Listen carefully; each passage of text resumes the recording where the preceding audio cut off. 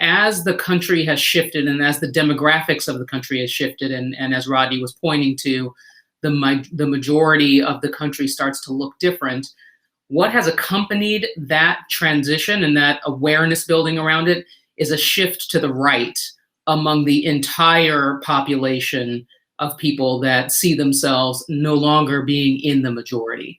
And that was across the political spectrum. It's a really interesting study that showed that shift to the right happened among liberal white people, among conservative white people, among the far right already. All of that entire community moved further to the right.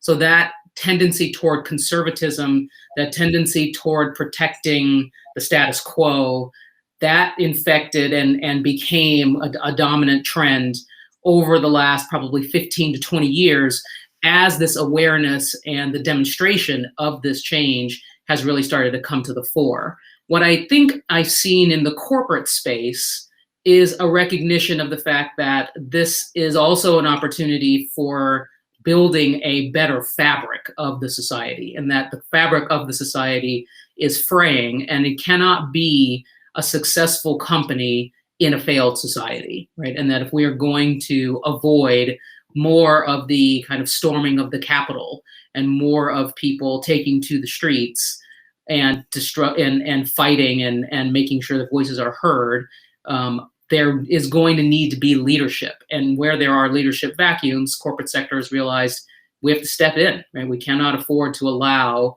this to kind of undermine the integrity of the country while we still try to run businesses here successfully. So I think where we've started to see the corporate sector step in, it has been informed by that realization that you cannot just take for granted that you will be able to continue to survive as a corporation and be thriving in the country and have these trends perpetuate and continue.